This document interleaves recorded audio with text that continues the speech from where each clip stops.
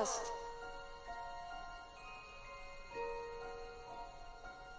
Hello YouTubers! Today is Monday, September 12th, and we are recapping Sunday, September 11th. My name is James. I'm Greg. And I'm Derek. And we're from the Gate of Life worship team, and this is your Gate of Life recap.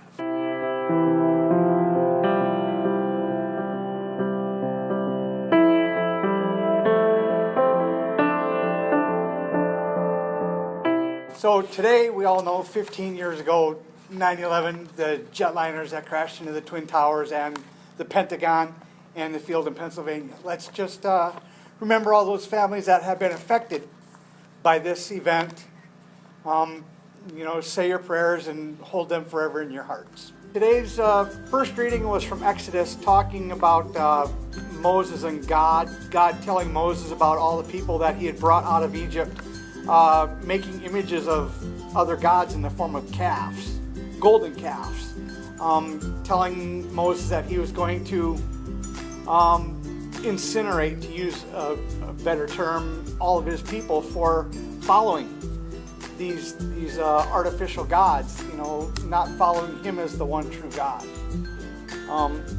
Moses implored him not to do these because he's supposed to be a kind God, a God that forgives people for things that they have done wrong. Just making sure that he, as their leader, goes down and takes care of his people and leads them properly. With the calf and stuff, how that was man-made. It says that they cast the calf and they made it out of gold, and that the fact that it's like a false god, it's like a pagan god, it's something that man made, right? Right. God made man, so it's that differentiation between what kinds of things on this earth do we do that can take us away from the one true God that we might worship, whether it be video games like Overwatch, or like food, or money, or work, or popularity, or something like that. Those are all man-made things. Those are all things we get from man, and I just think it's interesting that in this story, that's another thing that humans have done to kind of draw us away from the one true God. And the second reading of today was 1 Timothy chapter 1, verses 12 through 17.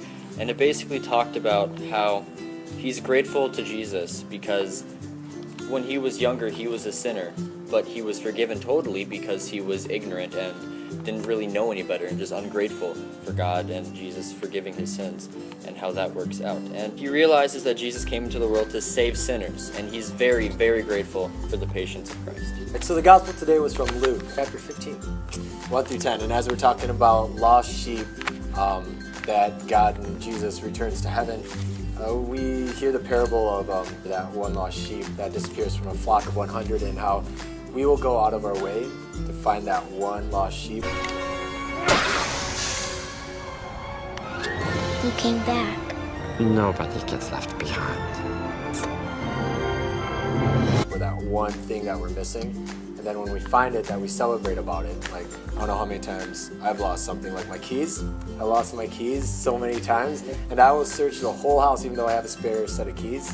It's just, I want those keys. I want those keys because, those are lost. I don't know where they are, and that drives me crazy. And so when I find it,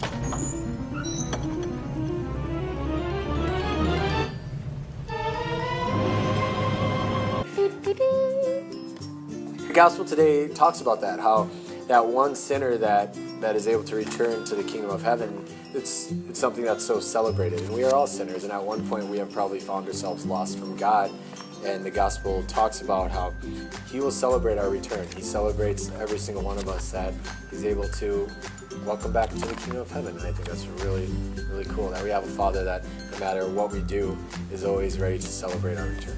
For the children's word, again, Pastor Wall brought up about finding the lost sheep.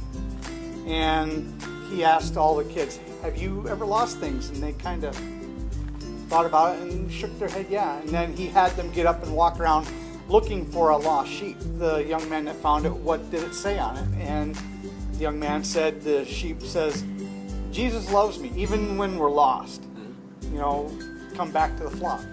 The sermon today, Pastor Well told a story, and that was pretty much the length of his sermon, is discussing about this woman named Grace, who was the lonely woman of Blairstown Park. And he talks about how this woman was separated from her family because of a quarrel, and that quarrel involved losing her son and then finding out that she had a chance to bring him back home, and so she dropped everything to go find him. So the reason that the rest of her family in the town was kind of iffy about the whole situation was because her son lied to her because he became a bank robber, and he wanted to not have his mother be like disapproving of what he had done, so he lied and said that he had died.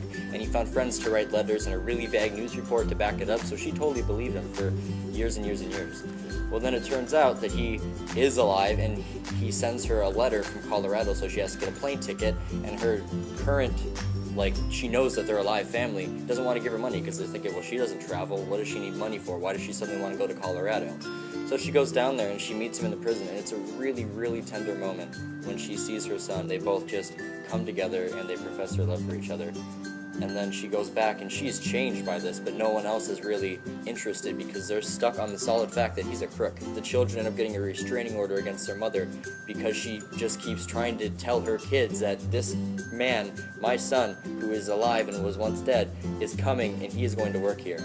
And now she looks through the highway every day, waiting for her son to get out of prison on parole just to come see her. That's a great comparison to how we are all sinners, you know, and as we've talked through, we've gone through Revelations and we've gone through Job, and, you know, at the bottom line, it's like none of us are worthy, honestly, you know, of the kingdom of heaven, but just like how our son's a crook or had that history, we're all sinners, and there are many times we have tried to lie to God or hide things from God, but he still comes out and does everything he can to find us, you know, and he still loves us, and I think that's really cool how that story matches up.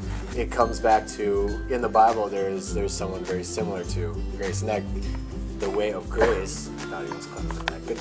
Good pun, Pastor Wall.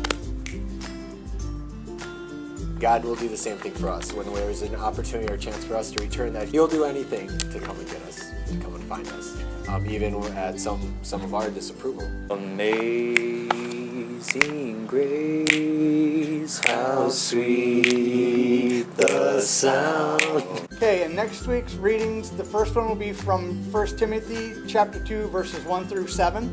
And the gospel is Luke 16, 1 through 13.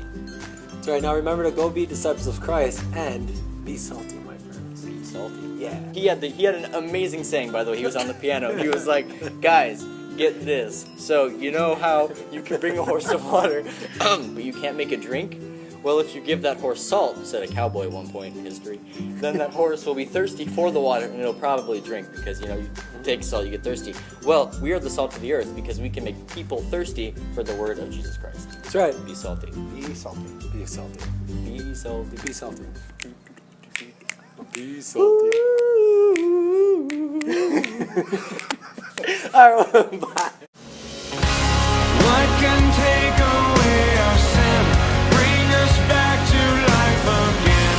All the mercy of the blood. If you enjoyed this video, subscribe to our YouTube channel at Gate of Life Bethel Lutheran on YouTube, and we post a video like this every Monday except for last Monday, and I apologize for that. So my bad. And remember to like us on Facebook at the Gate of Life, Rochester Bethel Lutheran. Well, then, see you next week. Back to you. In my wrestling and in my doubts, in my failures, you won't walk out. Which one sits more in the hearts of the common people? Hello, YouTubers. You are the peace. I forgot the rest of it. Good job, buddy. You are the peace in the flood of the sea. Yeah, look it up.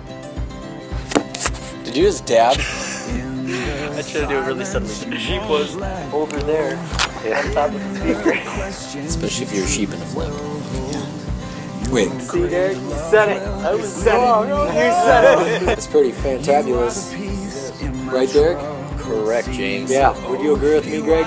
I certainly would agree with you. Thank you. Back to you, Lori. Pull in the bag.